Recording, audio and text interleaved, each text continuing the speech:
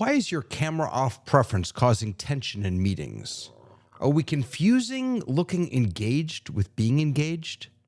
Is the self-view box the most dangerous invention in human history? Tonight, we're going to move beyond simple etiquette to unpack the psychological, social, and design choices that quietly shape our digital culture. From Zoom fatigue and the Instagramification of meetings to the true meaning of human presence online, let's find out what really is carrying connection. Welcome to The Rundown.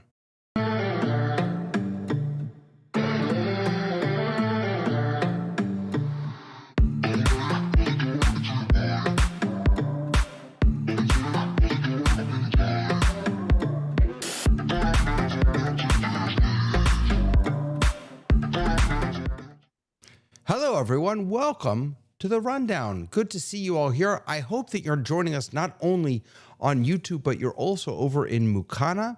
If you go to officehours.global, you can find out how to join us on Mukana. That's where you can chat with us. You can put your chat, your thoughts, your questions into Mukana. We can bring those up and they can contribute to our conversation. We're also keeping an eye on YouTube, so you can throw them in over there on the YouTube chat as well. I have assembled an amazing, it's almost like an Avengers-like panel for you this evening. Just an amazing group of people. Look at these happy, fun faces. We've got some usuals. We've got Dave here and Lois and Tony and Sky and Tamara and Paul Walhus. Good to have you here, sir. Welcome, welcome, welcome. We are going to waste no time. We're going to jump right in to CES. Well, there's other news also.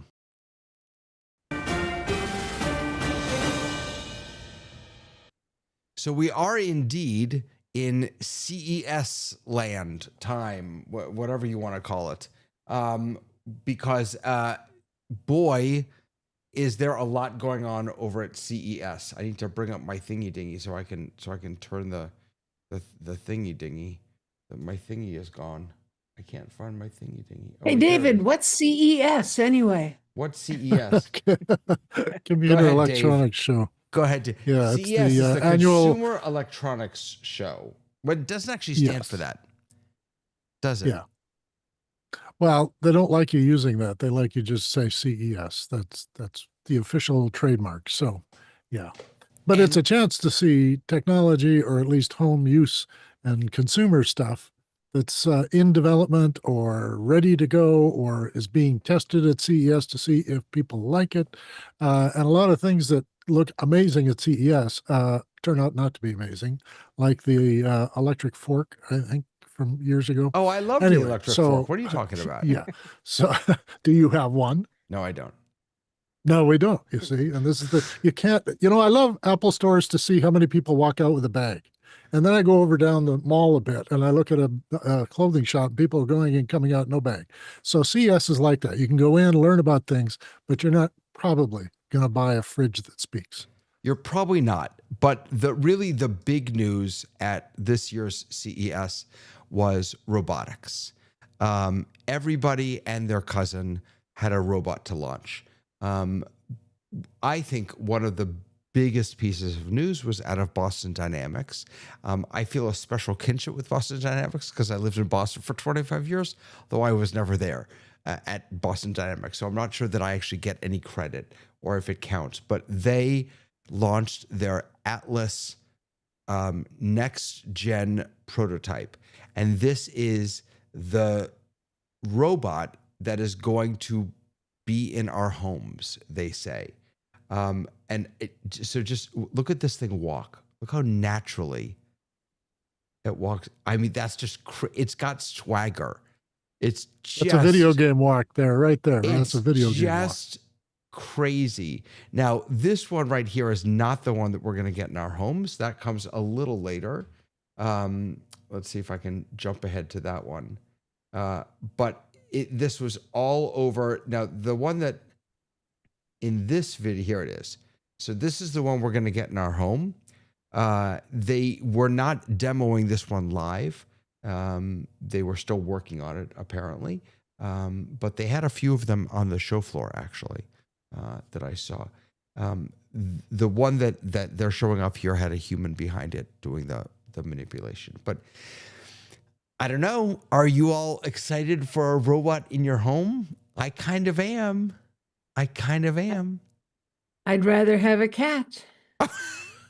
But a cat can't lift 100 pounds over its head. But it could curl up in my lap and purr. That's true.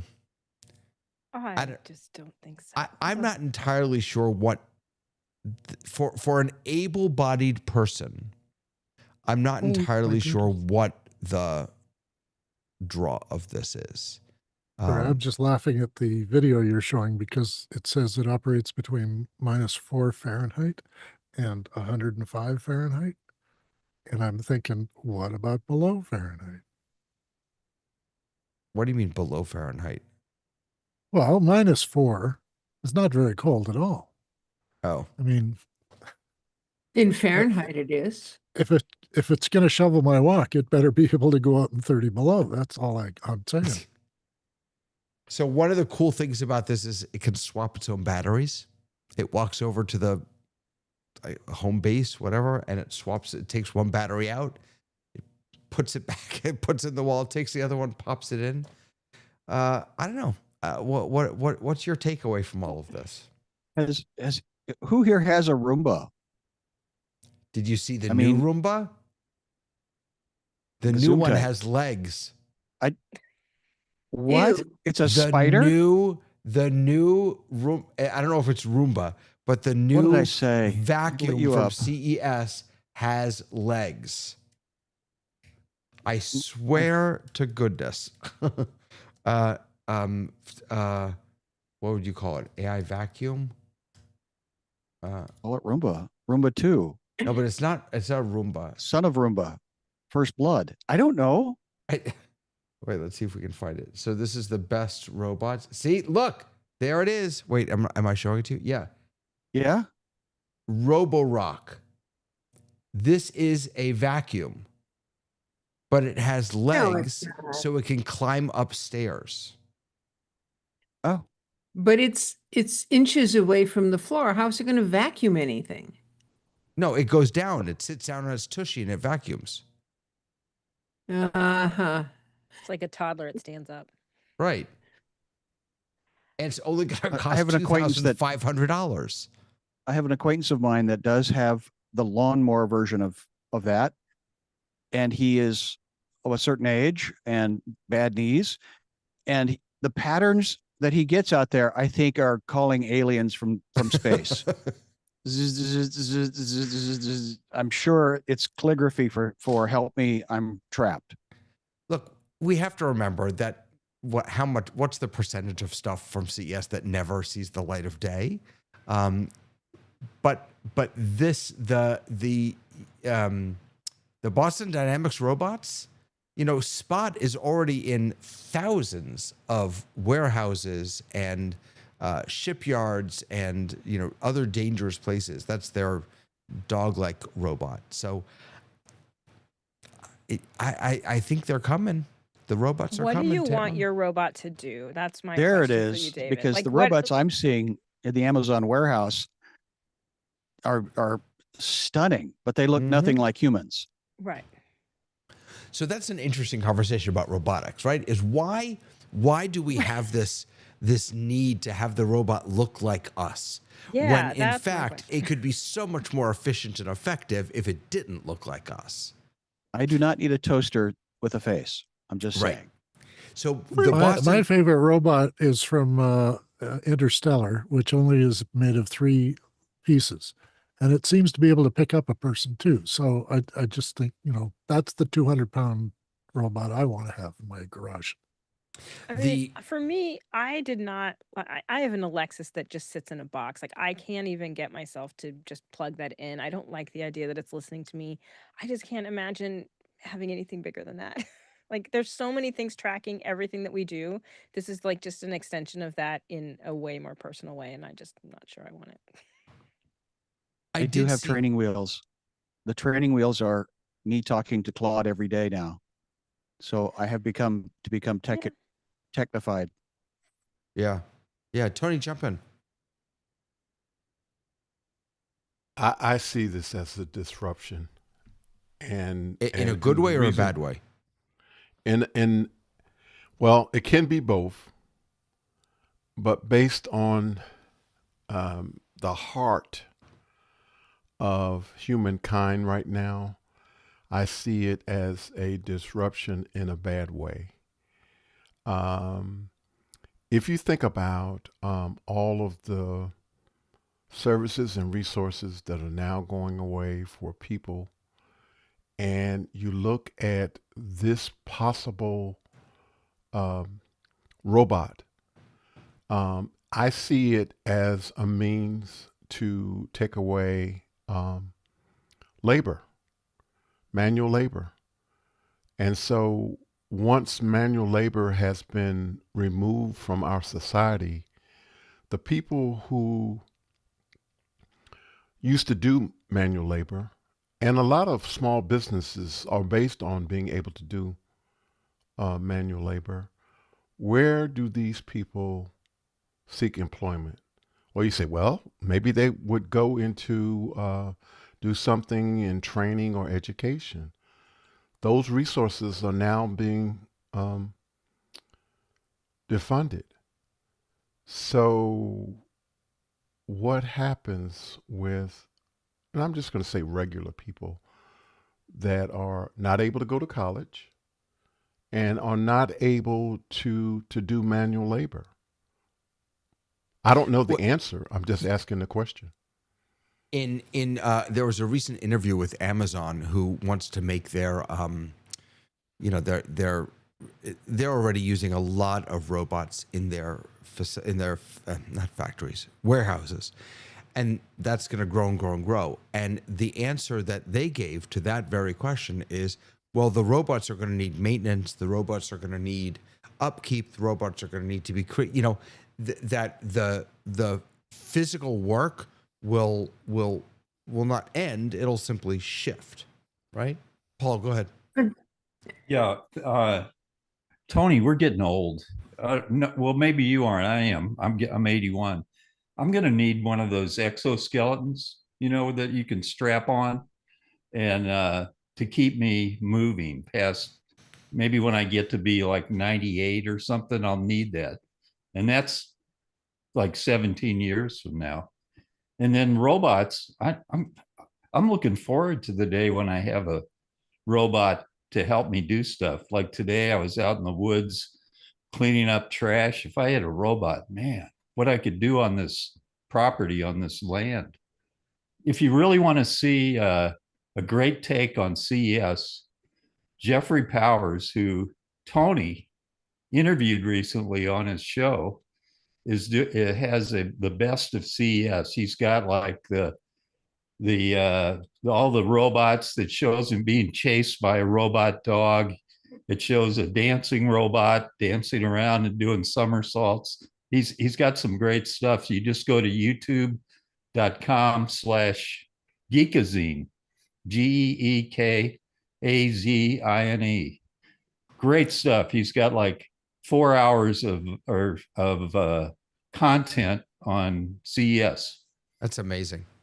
That's fantastic. I realize though that he is also the same one that has really embraced. Is it the Sonos? Is that the animatron or the? You can put me back on in the group chat. Sonos thing. is the speaker system. Okay, it's not. Okay, so what is it that creates an image of you that you can put yourself on Mars and breathe Sora. without oxygen? Sora, Gesundheit.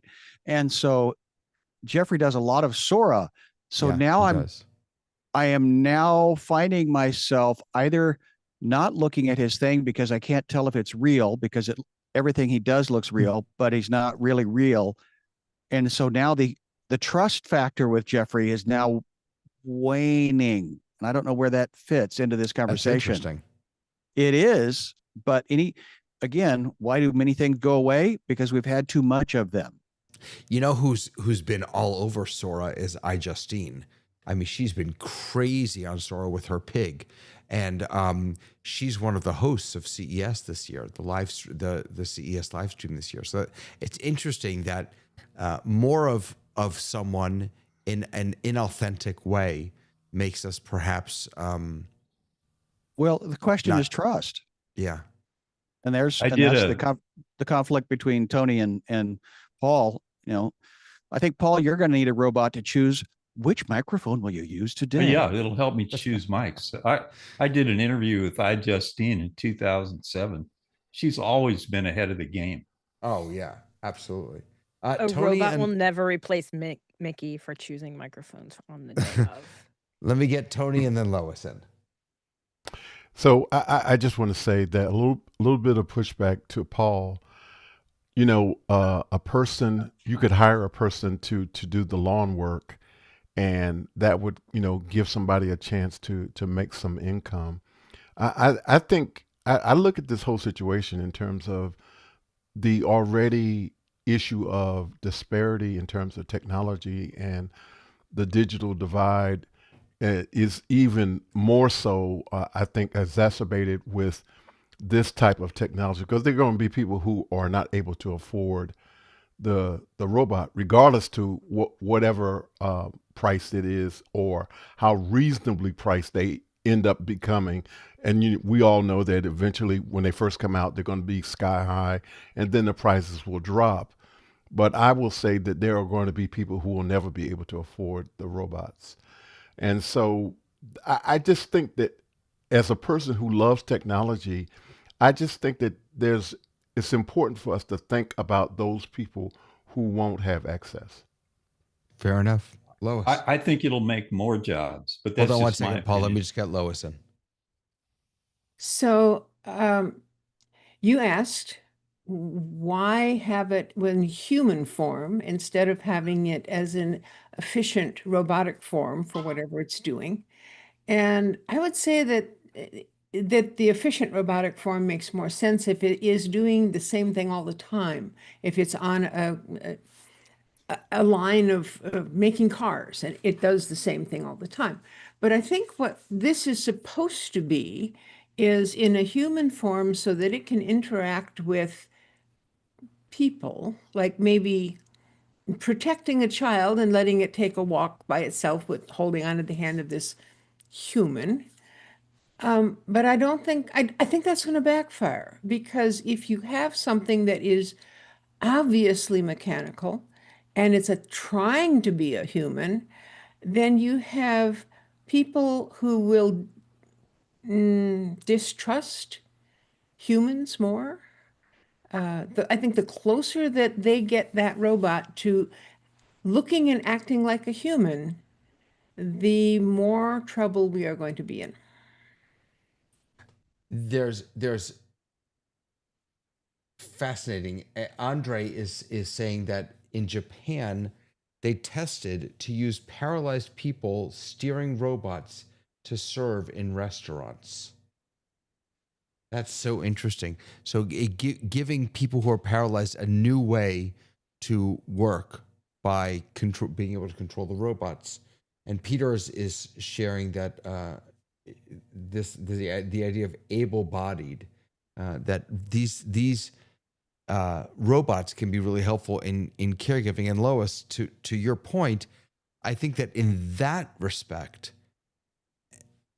I'm almost afraid to use the term human form, but having a softer, more human form, looking like us, is a feature, not a bug, because it's a comfort to the people that the robot is serving, as opposed to an R2D2 looking thing that we have trouble relating to in any meaningful way.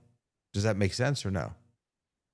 Yeah, it sort of does, though R2D2 is the wrong thing to choose, because we all know what that is. And I would certainly love to have a robot that looked like R2D2 more than one that looked like C3PO. You say it, I can't. Yeah, C3PO. Yeah. Paul, did you want to jump in?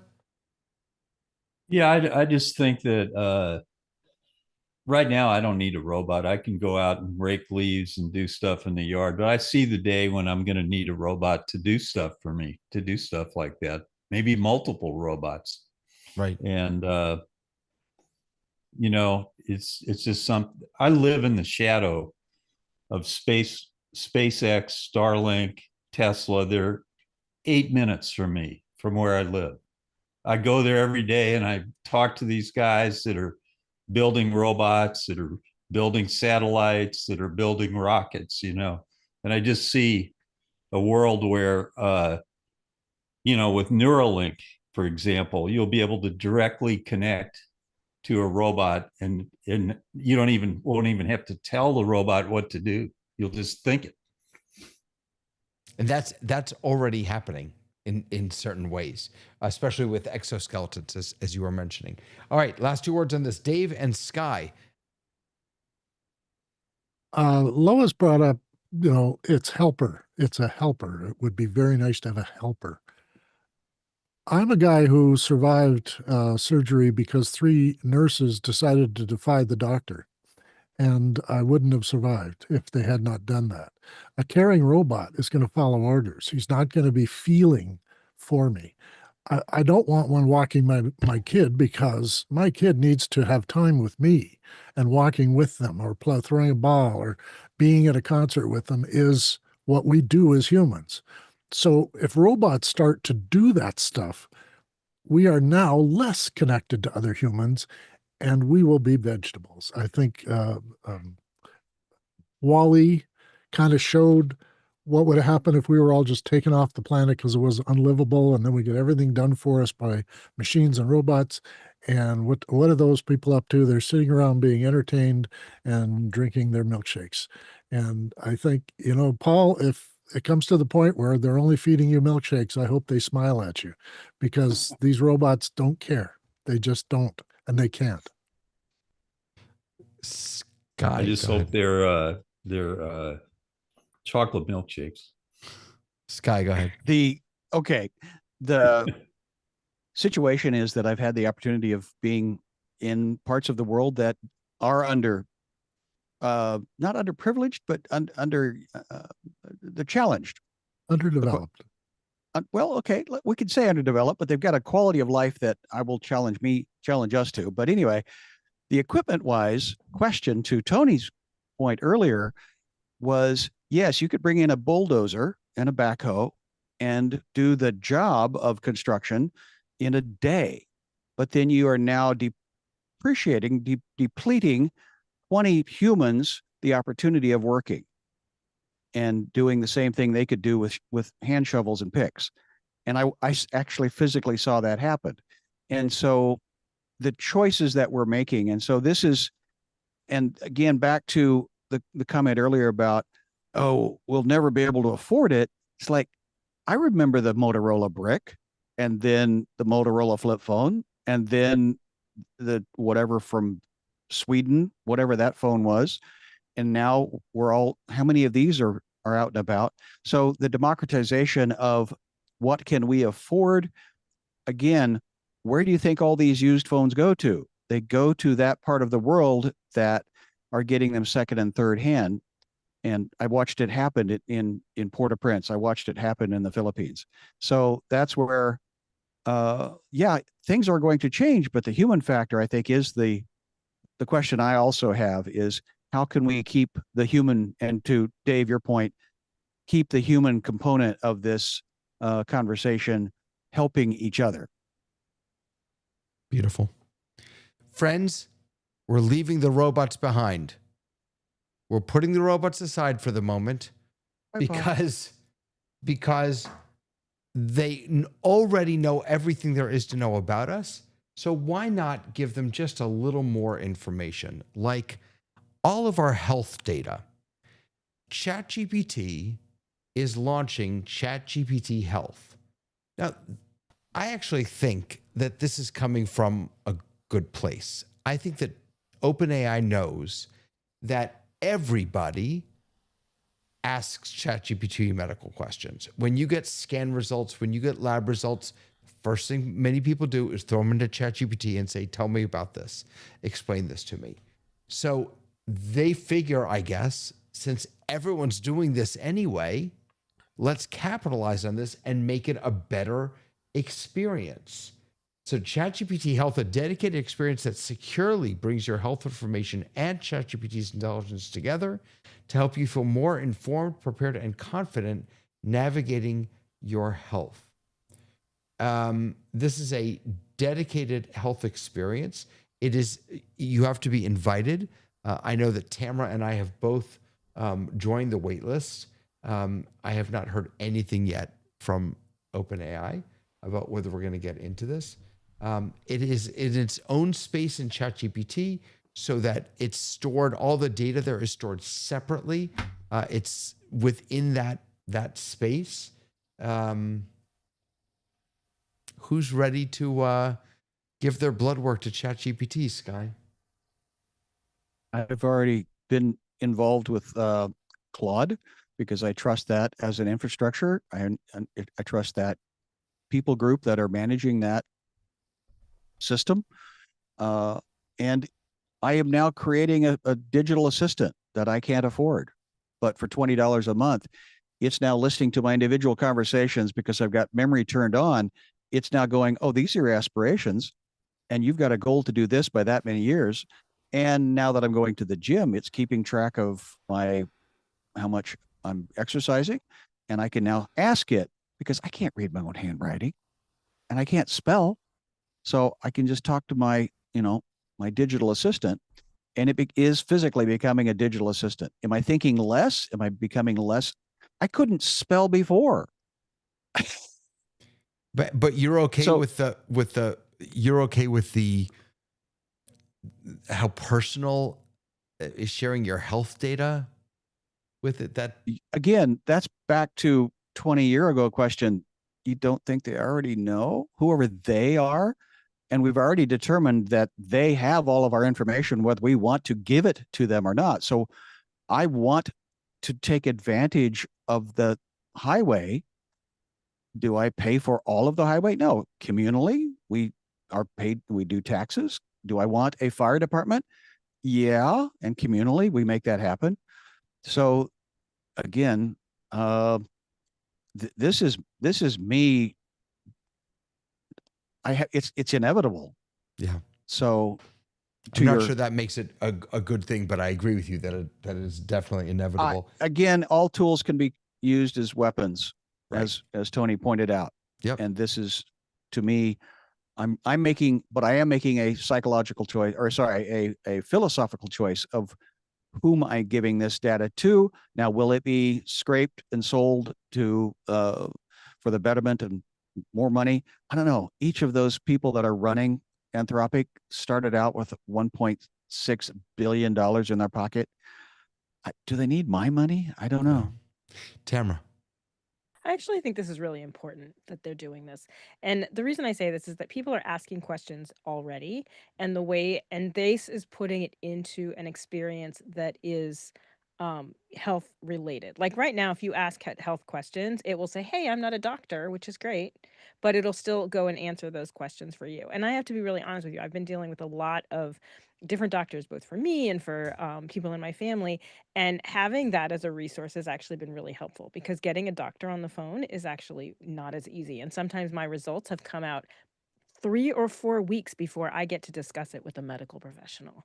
So I think that this is actually something that, as much as I hate giving my information out to people, it's been a great resource. And I think them taking a stance to say we're going to make it a medical experience where we're going to prioritize it that way, I think is really important, because I do think people are using it this way, because getting in to see practitioners and getting people on the phone even to discuss these tests that have been ordered is just not happening fast enough. Lois. I like the idea. I always worry about where is the information coming from. So if I get a new drug and I want to know, okay, what is its side effects? What is its interactions? What should I look out for? Well, I can read that huge document that it has with all the technical terms that I don't understand. Or I can go and ask, somebody of what what about this drug? What I usually do is I go to one of the medical schools, something that ends in .edu. And then I look at their documentation and I read their stuff. And usually it's readable, it's more readable than what you get from the drug company. But if I were to just go to a generic AI and ask them about that drug, where are they getting their information? And so we never know. And that's where the leap of faith comes in. I think it's wonderful to have resources that are less expensive than making a doctor's appointment. But yeah, buyer Yeah. beware, maybe? Tony. I think it's a good thing. Incidentally, I want to say that I need robot assistance right now, but it doesn't diminish what I was saying in terms of the disparity. I think that this is a good thing. I think that it is something that will afford anybody and everybody who can afford the chat GPT. So I think it's a great thing. Paul. Yeah, my only question is, when am I ever going to get sick? I've never been sick in my whole life. I didn't get COVID. I've never had the flu or anything, but I am starting to experience a little bit of joint pain, slight arthritis and some memory loss. So I think that AI and robotics will really assist me in overcoming some of those things. And I'm using Amazon to connect with medical people. They have a thing where you can search out doctors in your area. And then my Apple Watch, I use it all the time for fitness activities. They've got a great fitness program, although I don't think the Apple Watch is very accurate at measuring exercise. Tamara. You're on mute, Tamara. I think one thing we should definitely remind everybody is that this is not a replacement for a doctor. I will tell you one of the best ways I have used it, and I've even said, I do not need a doctor, I do not need diagnosis, but here's the information that I received. What questions should I ask my doctor? And it really came up with a list of questions that I just, honestly, when I was reading all the data, I just wouldn't have thought about those things. So I think if we can start moving into more education as to not just here these tools are here, but what might you do? What might you ask? And I do think that that's something ChatGPT is very good at. It comes to the end of analyzing something, and then it guides you to different kinds of things. And I think that that is where something that is really trained on health data, really, that can really guide someone who doesn't know, like, what can I come in with what questions should I be asking? Because you just don't know if you're facing a medical issue. And a lot of times when you go into the doctor, even though you've thought about it ahead of time, that's why you have to bring a friend or like tape it or something so that you really have access to your full capability to understand and comprehend and ask good questions and get all the things that you want talked about. And that's where I think this is a really valuable tool. The Peter Sargent is reflected on why Chat is putting this in its sort of a little walled garden in its own separate place, and he's probably right. He says that it's to work with HIPAA compliance, to be HIPAA compliant. The challenge with, and I'm not sure about that, is that HIPAA really only applies to medical institutions. It's and I'm not sure that ChatGPT falls into that category, but either way, I think it certainly would be, it will be a vital comfort to the users to know that, that your data is safe. And Tlelek is asking, and this is just, such a fantastic point. Why would you give something with so much slop power your health? I mean, you said before, Sky, that you're not even sure who's who and is it worth watching and trust and all this stuff. I mean, why are we giving more important, serious data over to these tools that? Well, it's to be better informed. And this is where Tamara's point is asking better questions. and when I'm talking about giving this information, I'm using it as an agent. I'm not giving it the keys to the kingdom, but I am asking it good questions that it has the ability to again, Lois's question of where does it come from? No, you're right. One of the questions I asked perplexly went out to 18 different sources. I can't look up that many things in all the books, whatever library I walk into, and I'm not paying. Remember, there used to be those research things that were, those were Nexus Lexus, hundreds of dollars per question, per source. So now that I don't want to be ignorant. You're not wrong. At the same time, and to Lalek's point is, if I am only taking the advice of the robot, then yes, shame on me. Right. But Tony. Tamara's point is, ask good questions. Yeah. Mo better questions. Tony, I just wanted to add. That I think the importance of a situation like this tool is that there's a need for redundancy, that you check out more. Even though you might be using the health chat GPT, that you would also consult other AIs that might be, and just see which one. Does it agree with that, or why doesn't it agree with that? I think that's important. And the last thing I want to say is that as a person who fell on their face and was home alone,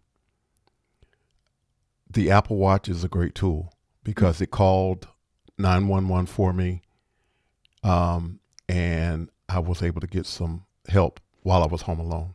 So I just wanted to share that. I mean, that's sort of, your Apple Watch is sort of an agentic robot. I mean, it doesn't have hands and legs, but it took action on its own based on input that it received, and it has saved lives. Yeah. Lois, go ahead. So I think that when anyone starts using this ChatGPT Health, that it would be very wise to, in whatever questions you asked of it, say, and cite your sources. Tell me where you got the information that you're giving me. And I think one should do that all the time with anything that you're doing that has any factual needs. The other part is that it is something that I am going to use for general information.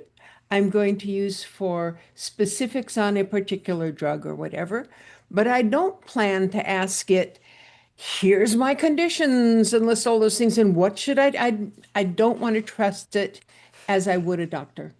But I think it's going to be very useful, and I'm glad we got to talk about it. I'll be really, really interested to play. I will be the guy who puts all of his data in there, but I do so on behalf of all of you. I risk myself for you, David. You're welcome. You're the sacrificial lamb.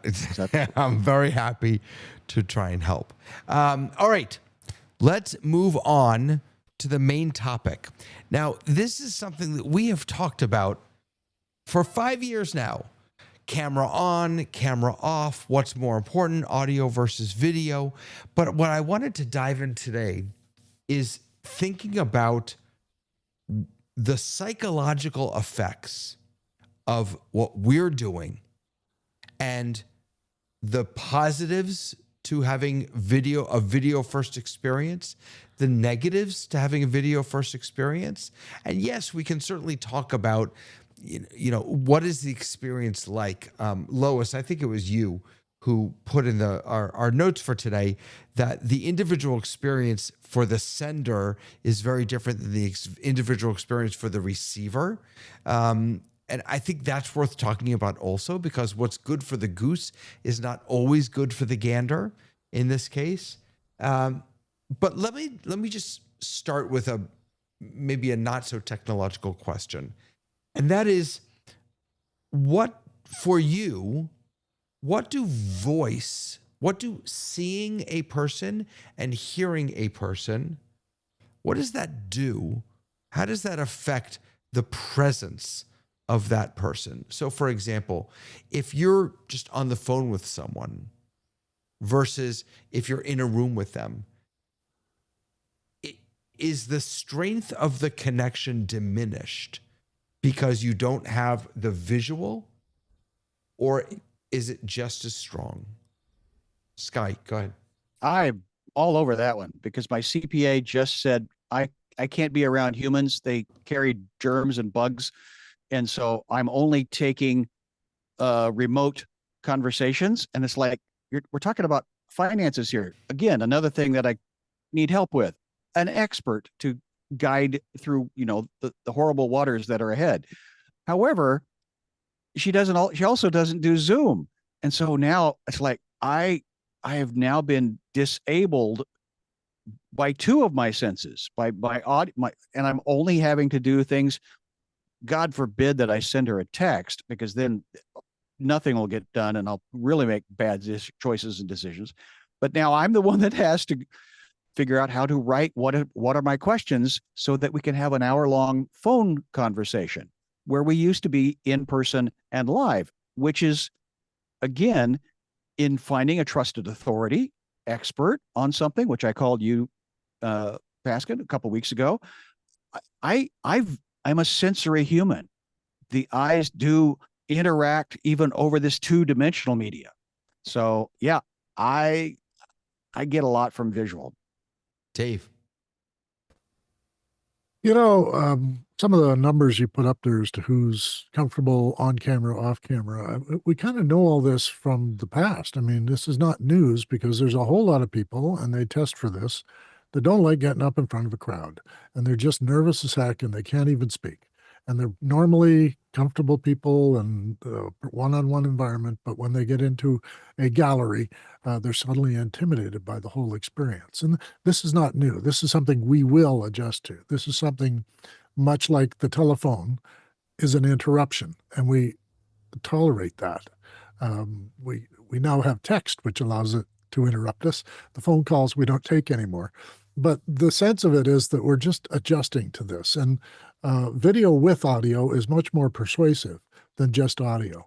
And I go to the tradition of McLuhan, which is that radio is a hot medium and video is a cool medium. And mixed together, they're lukewarm. So if you want to have a comfortable conversation with someone, you need to see their face. Though? Can you explain hot, warm, and sure, cold? I can do that. Hot media require you to not interact, manifest the message. That is, in radio, you're visualizing what they're talking about. They're describing something to you, but you're having to do more of that. The hotter medium is a book where you're not even sure what the tone of voice is. You make up your own. And when we get to movies and pictures and television, it's cool because it's all taken care of. We just sit back and let it roll over us. So when you mix hot with cold, you get medium. And Zoom has become quite medium. People are getting more and more comfortable with the idea of being on camera. Some of them are operating like we are to kind of present. And this becomes, of course, for me, a caution. All our young people have learned since Instagram came along to present themselves artificially. And they're now struggling with their authentic self. How do I find my authentic self? And I'm encountering this. People are asking me online what I know about authentic self. And I'm thinking, yeah, this is trending now, but it's because all this time they've had to present themselves and become a thing. And you and I both know we have different people for different situations. In front of my uncles and aunts, I'm, 13 years old. And in front of my parents, I'm a different age. And when I'm at, official gatherings or whatever, I'm a quiet voice. But when I'm asked to get up and present, I'm a strong and determined voice. So these other ways of presenting ourselves get limited a little bit. But I think things like Zoom, which is more simultaneous and what I call a shared information space, allows us to do and learn how to be comfortable in front of other people and other ideas and get us to this asynchronous stuff where it's all text or comments or Twitters allows for that gap, which is where rage bait comes from. Andre put in the chat that he thinks it depends on how good you know a person. He can talk for hours on phone with my best friend and we don't miss a beat. I think that's absolutely true. Dave, go ahead. And without Zoom, I'd have to go to Calgary, and it's really cold up there. It's very cold Really, up there. really By the cold. way, Dave, we're going to be what you were talking about how we see ourselves, how we value ourselves, all of that, how we judge ourselves. That's next week. So stick. I got ahead of myself here. Stick around for that. Can I just do one thing here? Please. I saw Sky in the notes write fight or flight, and I couldn't let it go here. Fight or flight is a biological phenomenon, not a psychological phenomenon. It's wired in. We're not developing it. It's in us when we're born. So yeah, it's biological. And what does that have to do with this conversation, though? Well, you were talking about fight or flight as a reaction that people have to being on Zoom. They get nervous and anxiety builds in, and they get fight or flight, and they freeze up. So that's what you were writing, and I just wanted But to you don't point think out, that you don't think that happens? that's not a thing that doesn't exist. It's just not psychological. It's biological. Okay. Oh. Okay. It's Lois. about surviving. Yeah. Yeah. So when you introduced this question and you said your choice was phone or in person, and I'm going, no. This is three things. There is voice only, and then there is a mechanical interaction with voice and video, and then there's in person. Because the in-person has the actual physical, the pheromones, all of the stuff that happens between two people when they're in the same room. And I don't think that's what we're going to be talking about here, because if we're talking about camera on or camera off, there is no moving to the same room with you. So hopefully you'll reframe the question a little bit and we can talk about camera on. Well, why don't you reframe it for me? How would you frame it? So when we are attempting to communicate online through this mechanical medium, we have a choice. Everyone who comes onto this Zoom meeting or any Zoom meeting has a choice. You can choose to phone up with a telephone, and there is no opportunity for video at all. You can't see them and they can't see you. Or you can come on where you can see them, but you turn off your own camera and they can't see you. So that's a sort of a hide behind the pillar and sneak around the corner and watch people. And then there's everybody. Some people have their cameras on. You can see the people with the cameras on and they can see you. So I think the question of camera on or camera off has to do with how the person whose camera is being turned on or off feels and has that core personality of, do I want to hide or do I want to show myself? And then there's always the thing about, okay, I'm going to be in this meeting, but I'm going to be eating my lunch. It would be rude to show you with my mouth moving, so I'll turn my camera off while I eat. Or I'm going to turn the camera off because I'm going to go in the other room and play a game, and you won't know. Yeah, and you know what, Lois, you just made me think that the first thought that came to my mind is that, wow, a person choosing to be seen and not just heard says a lot about the person. Yeah. But then I started to think, a person choosing to be heard and not seen, I said it backwards before, heard and not seen, also can say a tremendous amount about the experience that I'm inviting them to be a part of. For example, I go to meetings all the time in Zoom, and I don't turn my camera on because, frankly, I don't care about the meeting. It's boring. It's a waste of my time. I have to be there, and I have to, say something in the chat to get credit for having been there for the state or whatever. But I know it's going to be a waste of my time. I'm doing lots of other things at the same time. I'm not going to give them the pleasure of seeing my face. And that came off much harsher than it needed to. But We all have boring meetings, and that's everyone who's in a meeting with David now. Right. No, but the point is that if sometimes not turning my camera on is a reflection of where I am, how I'm feeling.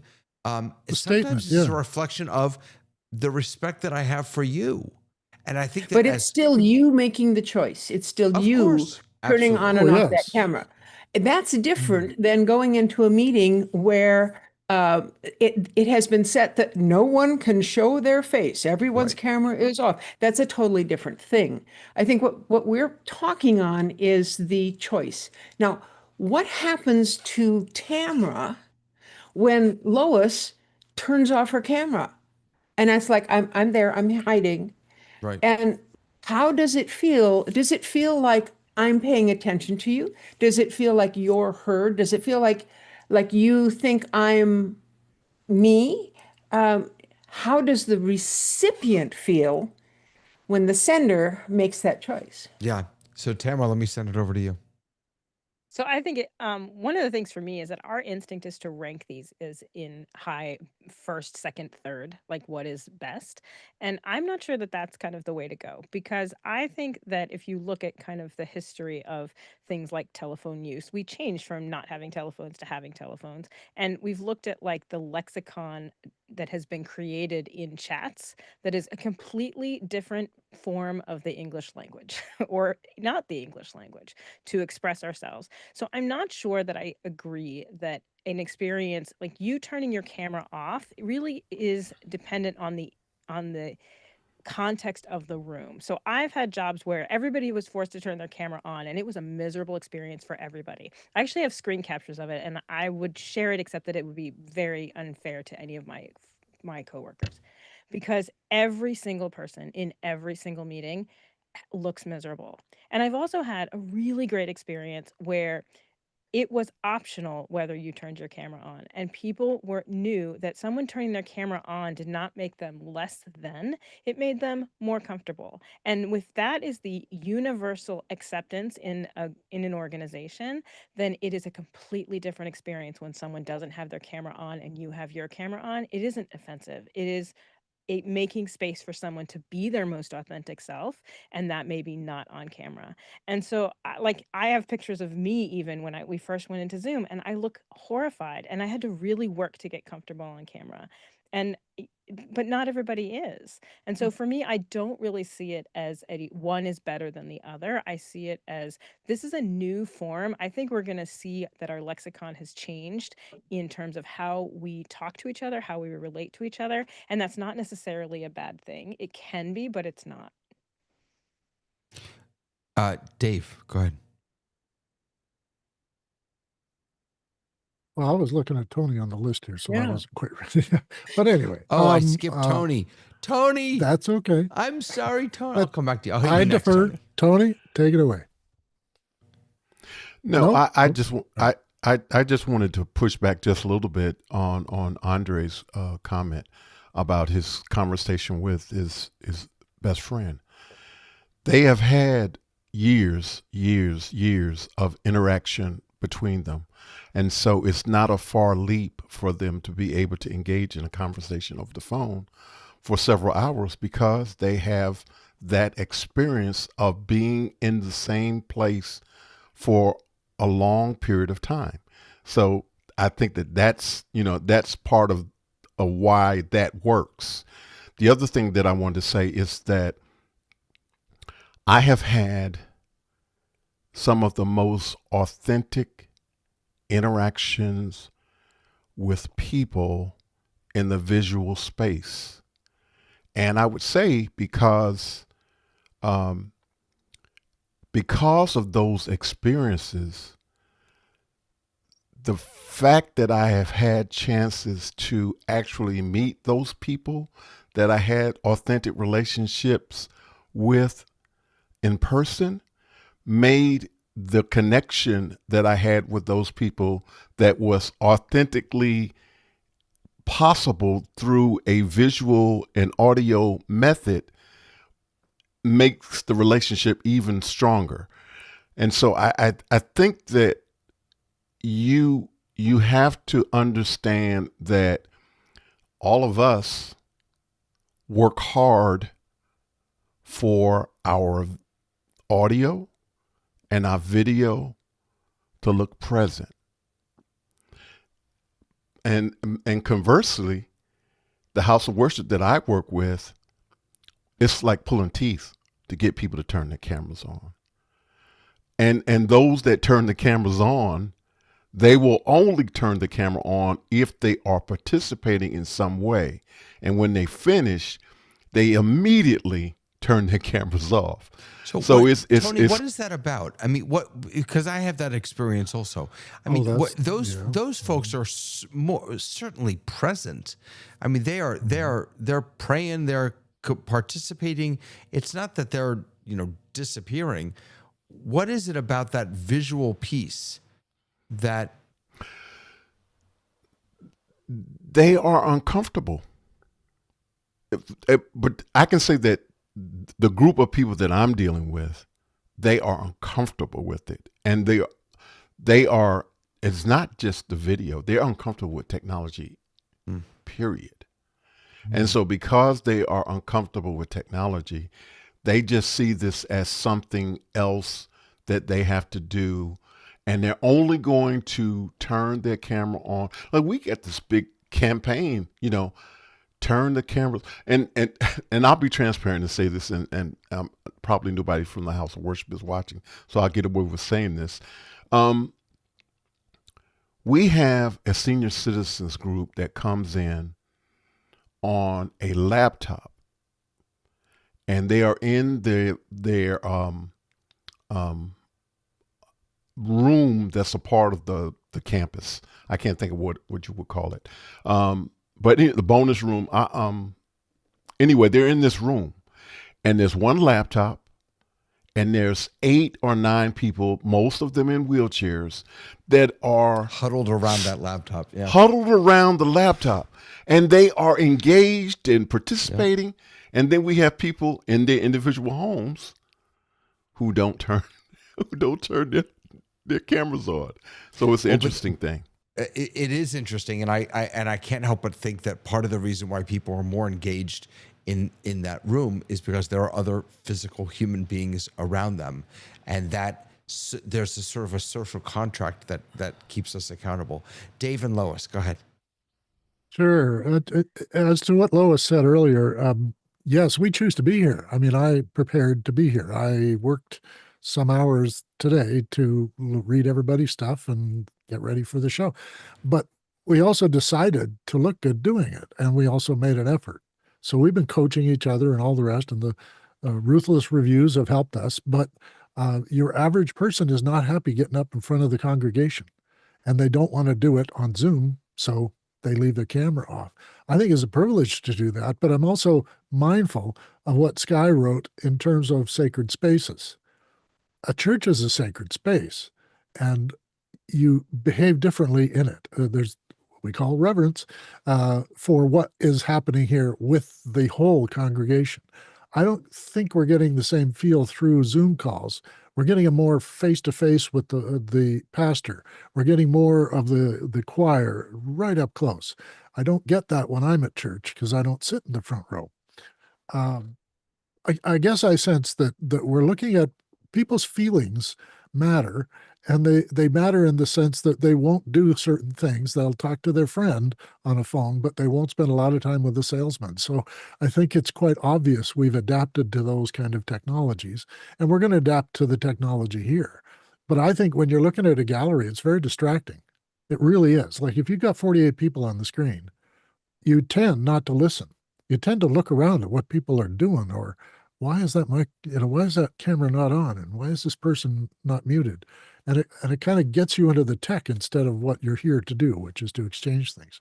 Your presentation here, David, is controlled in a way that allows us to have a conversation, not just to answer questions or to present things or be knowledgeable and all the rest. We just give you our opinion. And it's really wonderful to be able to do this. And I think it's why we keep coming back. It's fulfilling for us. It gives us a context sense. It gives us a substantial conversation for us old people. It keeps our brains awake. This sort of thing is not television. This is participating with other people. But what we've been trained to do is just accept things.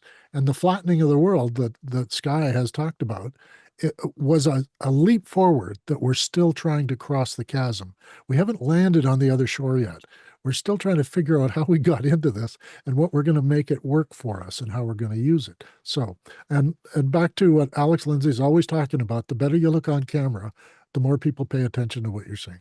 Yeah, absolutely. Lois. So Tony's comment about people turning on the camera when they're going to talk and then turning back on. I think that has a lot to do with, like in church, if you're going to give ministry, you're going to stand up and you're going to speak out, and then you're going to sit down and listen. And so I have a feeling that calling attention to yourself is how some people view turning on a camera for them. And people have cameras on and off for lots of different reasons. I don't think we're going to get to any consensus like you were talking about in the document that we all read. Everybody's different, and so, well, that's life. Yeah, everyone's different, and Peter is also pointing out that for COPA compliance, I hope I'm pronouncing that correctly, Peter. That there are meetings where attendees are denied, as you mentioned, denied to have the ability to turn their cameras on, and they can't have DMs. They can't direct message one another either. So, and there are certainly cases where that has, for whatever reason, that has to be the rule of the Zoom. I'm struck, and Paul, I'm coming to you next, and then Tamara. I'm struck by what you just said about the distraction of the Zoom gallery. Because I mean, I don't disagree with that. The first thought that came to my head is, well, if I'm in a room with lots of other people, I'm distracted by all those people also. I'm people watching. Somebody sneezes over here and I can't, right. And that's more of a reflection of the fact that whoever's doing the presenting is boring me to death. And so I'm not engaging us. Yeah. Right. Yeah. So I'm not sure that the problem there is the gallery as much as it is but it's the formal structure, right? It's more like a meeting here than it is a conversation in a room full of people all drinking coffee together.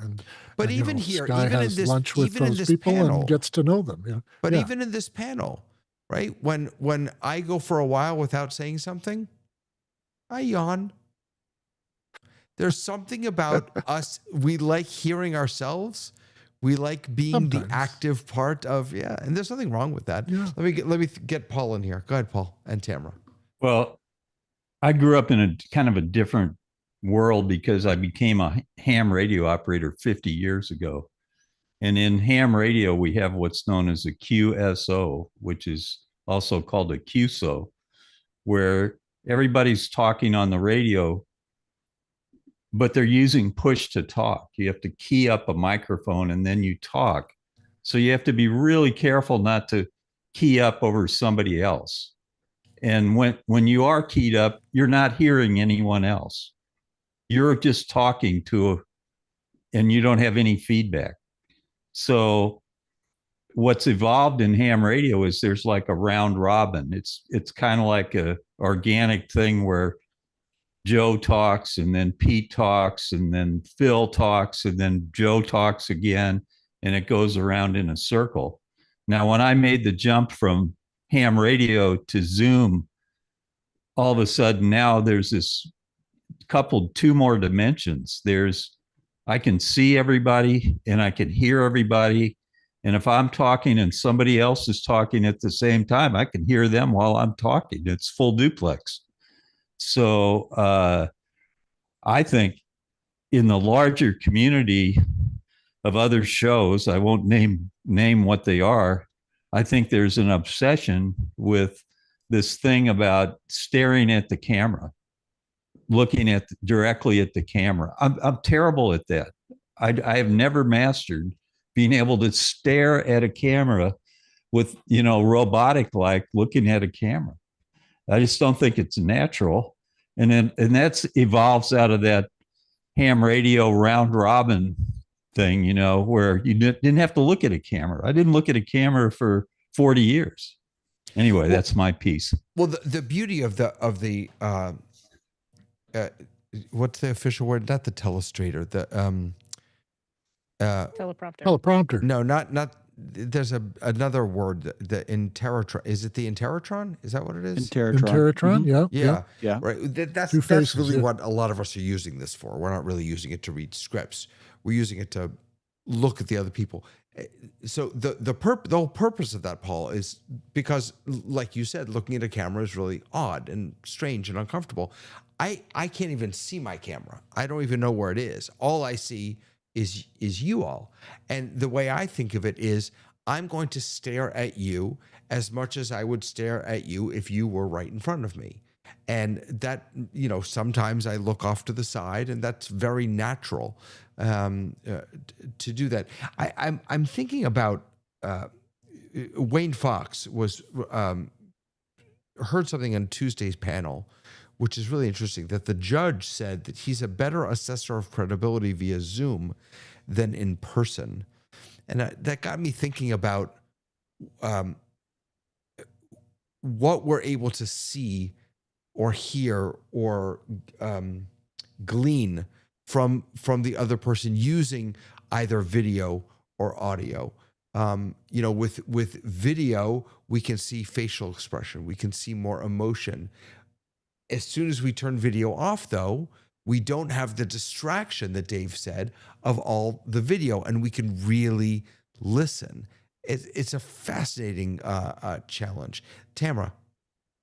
I think one of the things we haven't really talked about is that one of the differences about a Zoom meeting and an in-person meeting is that when you go to an in-person meeting, you're in a conference room and you see like the people from the side of you by their side, and you see the people across from you straight on. You don't see everyone in the meeting equal. And when you see a meeting in a Zoom space, like a gallery view, everybody is front on equal. But the one thing that's very different is that we're not just seeing the people, we're seeing their environment. And we all have environments that we have completely set up and that we are comfortable in, and whatever that looks like, it's a manufacturer. But in an average Zoom meeting where most of the people are not us, you are entering into their personal space. And I think that sometimes when we're talking about camera on and camera off, we're talking about that invitation into not just me on camera, but me in a personal space. And I think that's another layer that is very different in Zoom. And I love it. I love when people show me into even the tiniest amount of window, whether it's curated or not, because I feel like that shows a lot of personality. But there's a lot of people who are uncomfortable with that. I could not. Oh, where'd you go? I disappeared. You're not there. Why aren't you there? Wait, I have to put you there. I couldn't agree more. And I remember early on, when I would be teaching a class, and I would get distracted by a beautiful piece of art behind the person or the cat climb. I always call that stuff out.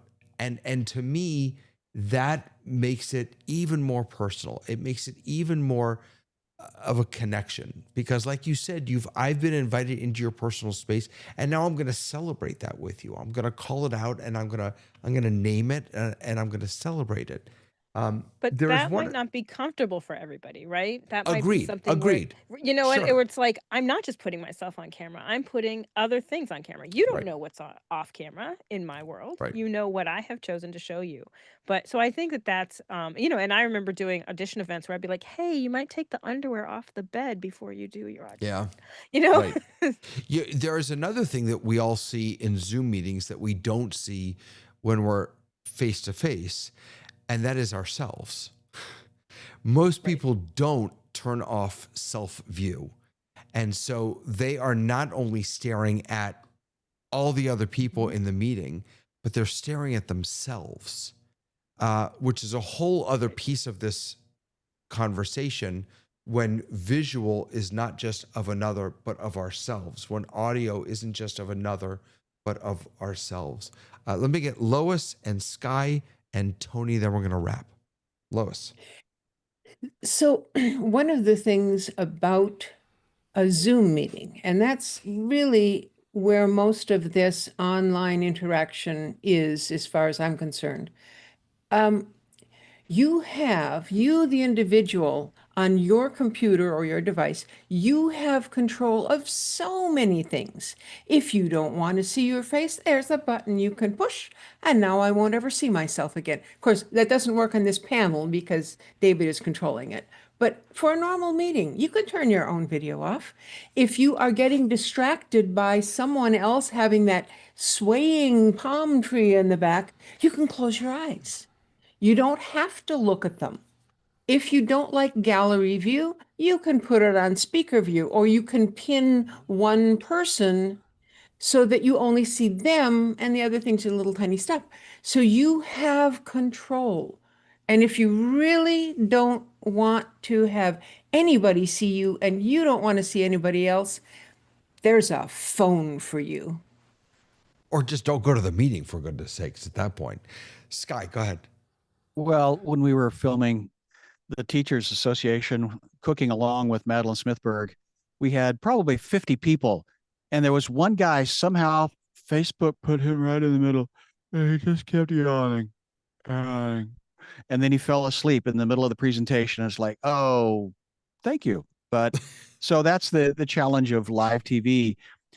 I realize, though, you are helping me reflect on myself because, Paskin, go ahead and put me back in the group. Put me back in the room, please. Hi, room. Each of you have different histories, traditions. And when Troutman, you mentioned things that are Sacred? oh Oh, no, we're losing you. oh no, oh no. Hey, you're there. You're there. And when you touch that part of the cable, you disconnect the connection of the connector. But each of us, I mean, Tony, I've been to your houses of worship with that group of people, and the traditions are so, we want repetitive because we're looking for connection with things beyond ourselves, right? Now, if somebody, different rabbit trail there about what we wear and what that statement is, especially in the South, that I noticed. But I've been in the tradition of Paskin's people group, and I've been in the traditions of Tamara's people group, and I've been in Texas. That's a whole different people group. So we have traditions that we want to hold on to. And what I guess I heard all throughout today was we have these traditions that we want to be comfortable in. And this is where, Troutman, you pointed out that fight or flight is biological. Today, it was referred to as a part of our nervous system. It's And I'm going to be neurological, yes. exploring that a lot. I like that. Because it's inherent of who we are. We want things to be normal. And when they're not, that's when the fight or flight comes in and we want to survive. So, Paskin, that you and I can be in front of a crowd. I'd forgotten I've got 14,000 performance credits in front of people. It actually was more difficult for me to be on the other side of the pulpit than in behind it, looking at the crowd. And so that you now choose to go away, that again, what is it that is sacred? But again, I think back to Tony, and I'll toss it to him, is where is the human component in all of this? And this technology needs to support us, whether it's a robot, a lens, a microphone, but each of you humans are important to me. And I'm grateful for this technology. And I'm not in Canada. Tony, go ahead. I just wanted to say that I am thankful for this technology. 25 years ago, maybe, or even more, the things that I have going on with myself in terms of health issues and that kind of thing, if it were not for this technology, I would not be able to participate in a lot of the things that I am doing now. And I just want to say that I'm extremely thankful for this technology because I have this opportunity to interact with you guys. I have, my show, Conversation with Tony Mobley, participate in office hours and after hours and all of these different things that I can be a part of because this technology exists. And there was a time with everything, as I said, that was going on with me, that I'd just be a shut-in and there would be no interaction. There would be nothing, you know. And so I am able to engage and have great conversations, authentic conversations. And I just want to say that I am thankful to be alive at this time, to be able to participate in these technologies. Amen, as we say in the old country. You know, there's a lot of the psychology that we didn't get to. I'm thinking about just in Zoom alone, gallery view versus speaker view. When someone is spotlit, how that creates a hierarchy. Virtual backgrounds can increase camera comfort. How reactions, chat, and polls preserve engagement without visibility. I mean, there's so much here. We'll have to come back to it, but I think that we spend a tremendous amount of time, for good reason, making sure that we look and sound good. And the way that you framed it, Tamara, for me was important, and that is that there's more to this than, first of all, we're not normal. That's the first thing. And the second thing is that there's more to this than just our faces on screen. We're putting our souls, our homes, our environments, a lot of us. It is a very vulnerable place to be for a lot of people, to have their voice and their vision seen and shared with others. It's also a privilege for us to be able to be a part of that and to help people do good work with that. So grateful.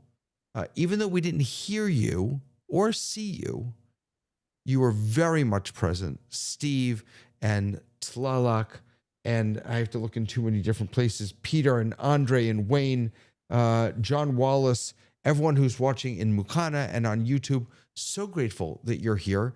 And I'm thankful to all the tools that allow us to have those connections, even when the visual and the auditory isn't there. So on behalf of this entire beautiful panel, thank you for joining us. We will see you next week on The Rundown. Bye, everyone. There's the music. Powered by